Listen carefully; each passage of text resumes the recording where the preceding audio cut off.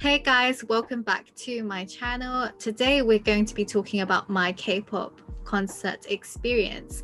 I've also brought on May today. We'll also be doing another video actually relating to this, but as she's actually worked with me in K-pop concerts, I thought it'd be great to have her to join us on this conversation.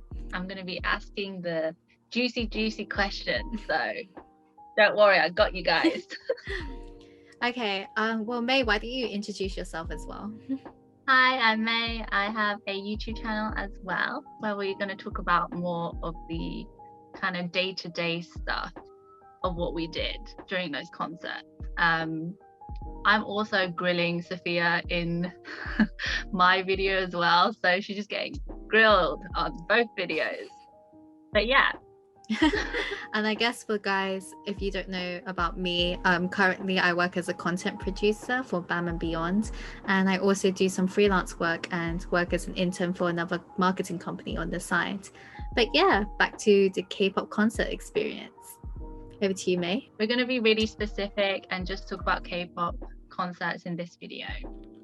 So how did you get into this particular field of work? So the way it started was, so I was pretty invested in K-pop, and at the time, like I was in college, so I was really into media, and I kind of knew that like I was going to get into that sort of like industry. Like I wanted to get into media, and so I was like picking up photography at the time. It was like a really big hobby of mine, and I wanted to kind of gain more experience. So I decided, let me email a promoter for one of the concerts that were currently happening in the UK.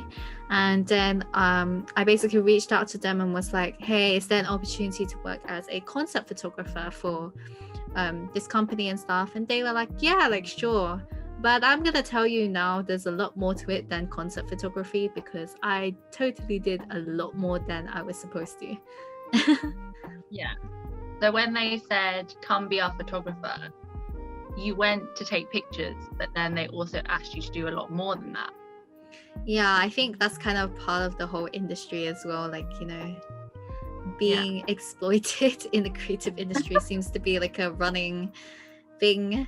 But so basically I signed up to be a photographer, but then I ended up sort of organizing the whole concert at the same time.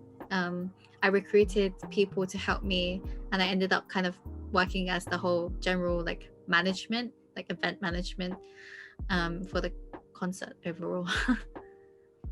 I think also the lower down you are, the more stuff that they get you to do. And also when you went in, there weren't a lot of people on board anyway, were there?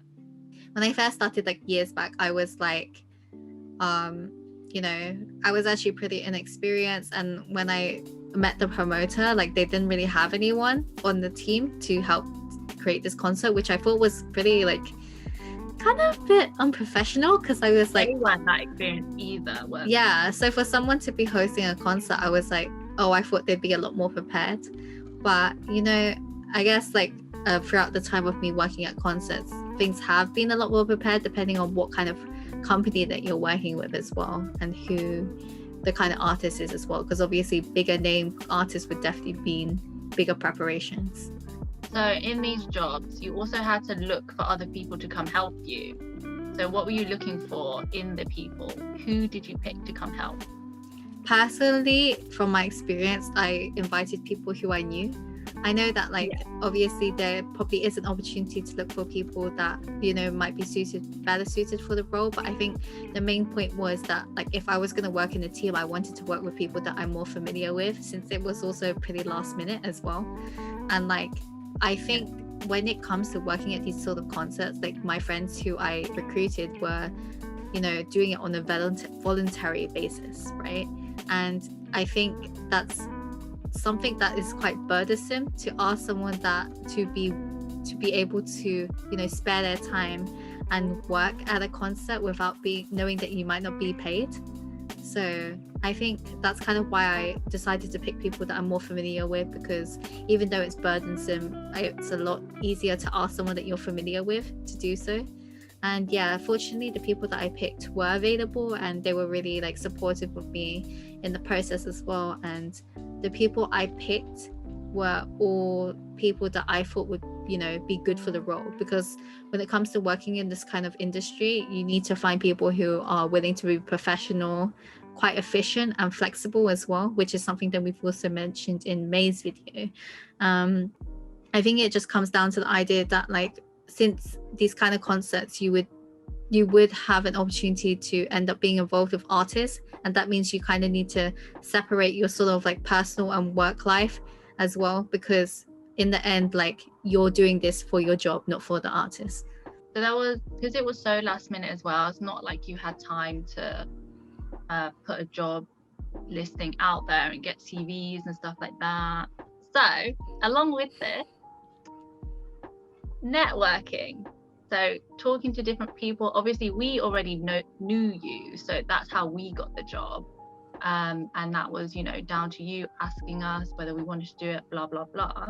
But for those people that don't have that connection, who don't know someone like you, how can they go about networking? I guess in terms of networking, it's, for me, like when I first started, like to get involved into this, like I said, I didn't really have much experience, and a lot of the time I think it's like, you know, putting yourself out there. But you know, when you're contacting these kind of companies and wanting to get involved, it's the idea that you're there looking for experience rather than doing it for the artist that you want to see. Because if you, I think we've mentioned in May's video that, like, if you want to see the artist, buy a ticket for the concert, not for work. Because, like, I think it just comes down to experience and what you want to get out of it as well. And I think obviously there's going to be opportunities where, like, you know, people aren't going to reply, you're going to get rejected and whatnot, but at the same time, like, you don't really know unless you try for yourself. So I think definitely if you want to go into that industry, then, you know, put yourself out there, send them that email, send them that message and stuff, and then from there, you know, you start to build up your experience and people start to familiarize themselves with you in the industry, and then it's likely that you'll get called back for these kind of jobs as well. So yeah, I guess that's how I kind of started doing this kind of stuff, and I guess also being familiar with the industry as well. So I think at the time, also within the period of when I was working in concerts, I was also working as a feature writer for United K-pop. So they're like a really big like news website.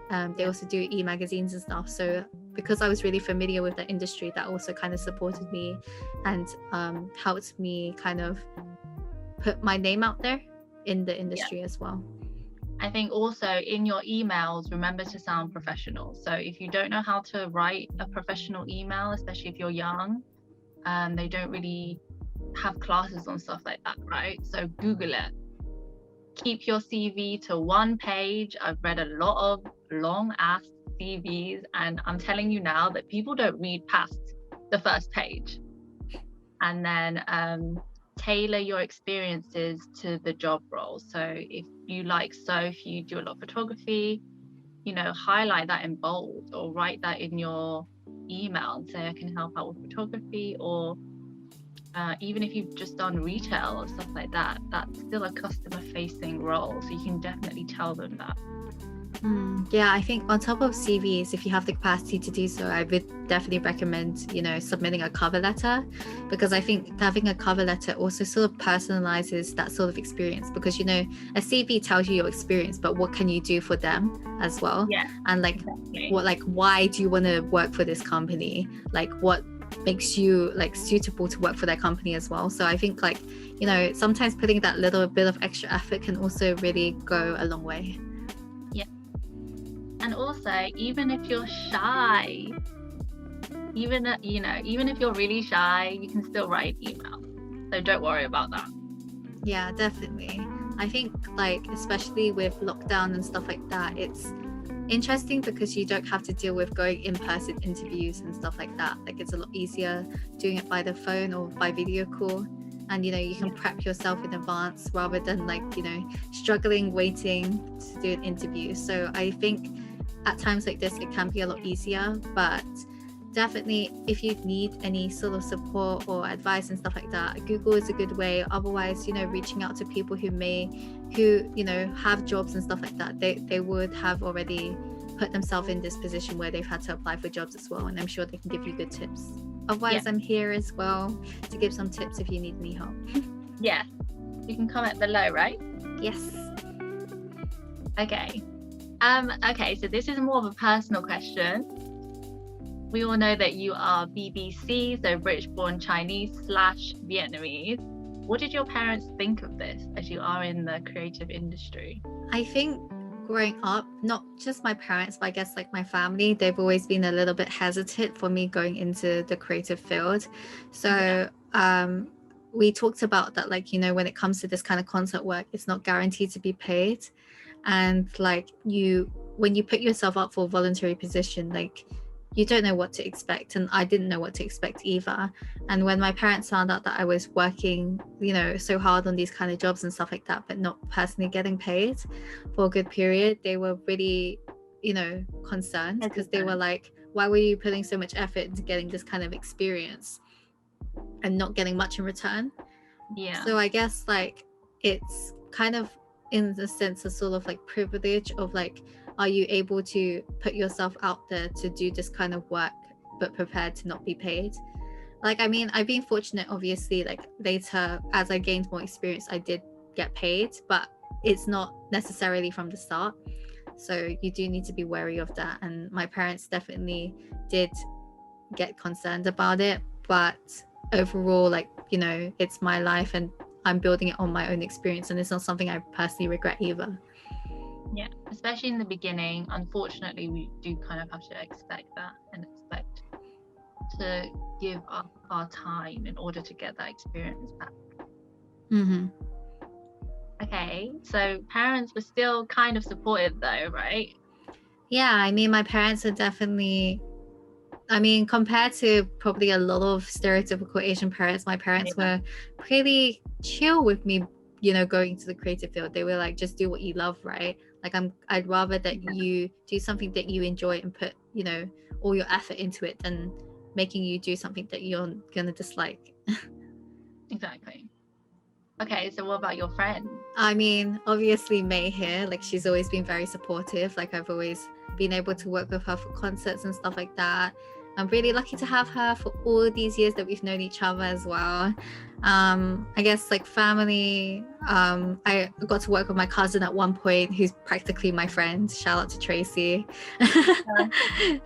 And also I guess like a couple of my other friends as well. I could list quite a few, but I've just been really grateful that, you know, my friends have been able to spare the time to be able to work with me. And also like I've also, you know, it's really paid off as well. Like my friends are like, oh my god, you're always doing the most, like you're always trying to make the most of your experiences. And I'm like, yeah, I'm glad that people, you know, notice that, because I think it's kind of just a sense of like, you know, it's nice that people like take into account of what you're doing and, you know, the effort that you're making. I guess that kind of falls into play with my love language of words of affirmation. So I didn't know that. Okay, now I know. It's also more fun, like working together with your friends as well at concerts and stuff like that. Yeah, for sure, because you know, when you're more familiar with the people, you know when we do have time to like have some downtime, it's like fun to like chat and chill because we're all familiar with each other. And I mean, concerts has also been a really good way for me to network and meet new people as well, and it's been really cool as well. But definitely as even though I'm an ambivert, I lean more towards the introverted side, so like being able to talk to people that I'm already familiar with saves me a lot of time as well. Like energy. Yeah, for sure. I mean, I've definitely had a lot of people coming back to me when I was working at concerts and being like, oh my god, how did you get this opportunity? Oh my god, can you invite me next time? For me, I feel like when it comes to selecting people, I want to do it out my own choice, not because someone told me to, because I think like I have this fear that like if I select this person just because they said so, then how can I guarantee that they're going to be professional about it and not for the sake that they're there for the artist? Because like, you know, it's all great. Like, I mean, I also fangirl as well, like don't get me wrong, there's nothing wrong with that, but like it's different when you're in a work environment and you need to kind of separate that, because like in the end it kind of reflects on you and also reflects on the people who hired you. So like if I hire someone who's not professional, and it's pretty clear that they're not, then obviously in the end it's also a question on me, as in, why did I choose this person? Like, I should have been really careful about who I was choosing when I was selecting the people I was working with. So is there anything that you want people to know about how to get into this industry, or any like facts or kind of fun tips, stuff like that? I think in general, I think it's just, making to putting yourself out there. Like, there's no guarantee that you're going to get the job, but you don't really know unless you try. And I think when it comes to this kind of work, we've also talked about this, about, exploitation in the industry. Like, I think when it comes to this kind of work, you also need to be prepared that, like, there's going to be periods where you're exploited, in the sense that, like, you can ask for one job and end up doing a lot more. So I think that's why this job sometimes is like, you need to be flexible and you need to be ready to, be on the job, because you have to be quite attentive, and it's going to be really hectic. Like, I remember there was periods where, like, we'd be coming from early day, but then we wouldn't be eating for a good period of time until, like, the concert's about to start, just because we've been so busy rushing, trying to complete all the tasks to prepare for the concert. So yeah. You need to be prepared to work super hard, but also we're not saying disregard your own personal boundaries. We're just saying that when you get there, to be open and work hard, and after this experience, if they feel like you've done well, then they could be a stepping stone to other opportunities and stuff like that. Yeah, for sure. Like, I'm not saying don't do it, but I'm just saying that be prepared that if you are going to get into this industry, these are the things that you can sort of expect. And I'm not saying that I stayed unpaid forever, but there is going to be periods where, like, I had to do stuff voluntarily. I probably did stuff that deserved to be paid, but, in the end, I was considered unexperienced at the time. Well, inexperienced to say. And so that's why, I guess, like, if you are ready to put yourself out there, then definitely go for it. But yeah, everything in the end does come down to experience. And I think also, when you've gained enough experience, you can also put a value on yourself. Like, oh, I deserve to be paid for this. Like, I think you shouldn't be afraid to challenge yourself, because if you've had the experience, then why don't they pay you? Like, I definitely would say that you should mention that. Yeah, for sure. And if they're like, no, if you're a professional photographer and they're not paying you and you don't want to do that job, then you should know your value and step away from that job. More fun question. What's your favorite concert you worked at and why? So just to give you guys an idea, I'm not going to say what, but like, I've worked for about 5 concerts in the time that I started working in the industry, and I've worked for a couple of festivals. But I think the best thing that I worked at was a festival. So it was called the London Korean Festival, and I was basically a photographer on behalf of United K-pop.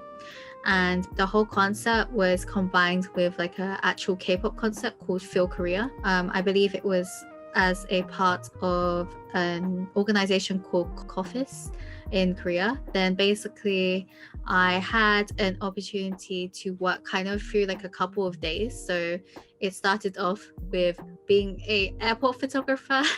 Never thought I'd be one of those, but definitely a fun experience. Like, yeah, it's actually so funny because I remember one time at the airport, one of the groups, basically, they didn't know the way out, and they were coming out to head to their cars. It's so funny, like one of the members went the completely wrong direction, so they were going towards us, but we went the way out. And then like I think one of the other members dragged the other member to take him to the right direction. I was like, man, he looks like a lost puppy. All your pictures were just of him like walking towards you. Which is hilarious. And then I know that there was an opportunity to also some people got to talk to Exit's Hani outside the airport as well, so that was really sweet.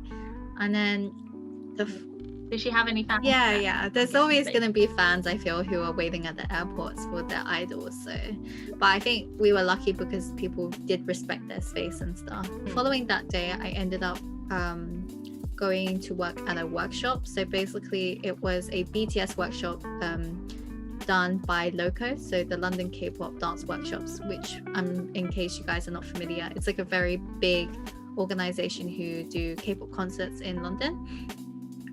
K-pop workshops in London, like dance workshops. And then basically they hosted a BTS workshop to kind of go along with the schedule. But one of the groups called Snooper basically came to surprise the people who signed up for the workshop, and they were actually teaching the workshop. So that was really cool. And then there was even a signing, like a fan sign, which came with the workshop. So they were signing their albums, which was so sweet. And I remember I was taking photos for it, and then they were like, oh, you should come and get a signed album as well. So like I got a signed album, which is really sweet. Yeah, that's so cute. Yeah. And then leading up to that was the final day, which was probably my favorite. So it was the London Korean Festival and the Phil Korea concert. So during the day, there was like the London Korean Festival, where, you know, they had the K-pop, like a KBS world competition. So people, you know, who like had applied, and then the finalists got to compete, so dancers and singers and whatnot. So I got to like be a photographer for that, and just for the general festival and stuff. So basically that festival was free, so like the London Korean Festival. And then I think it was like £30 or something for the entrance for the evening concert. And basically really affordable. Yeah. And basically it was really good because in the evening I was really lucky. So because I was working as a concert photographer, they gave me an opportunity to go like not backstage, but I like got to take photos from the balcony. And they also prepared, like, you know, snacks and drinks and stuff for us and whatnot. So I had like that sort of access, and I got to take photos for, so the four groups that came were Kunakun, Snooper, Exit, as well as Highlight, who were formerly known as Beast. So yeah, it was a pretty cool concert. Yeah, it was good. We saw each other in the concert, me and should I just say Tracy? I've already mentioned her, so it's fine. We were down in the concert, and then we could see you like really high on the balcony taking pictures. Yeah, because my role for this concert, rather than working backstage per se, was more of a concert photographer, which is something like I prefer, to be honest. Like, even though backstage work is fun, it's just a lot more work than being a photographer, and photography is a lot more towards, you know, my passion and hobby as well. That's true, actually. So you could just do your job and go home, but when you're working backstage, there's so many little things you have to do too. Yeah, pretty much.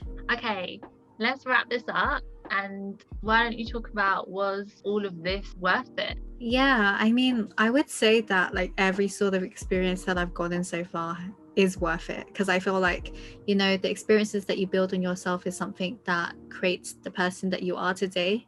And I feel like if it wasn't for, you know, even though I signed up to be a photographer and ended up, you know, working backstage, it kind of taught me leadership roles, because obviously I had to take on a managerial role where I had to, you know, oversee a team and whatnot, or, you know, improving my organization and time management skills, since we had to be quite flexible, punctual as well in the job.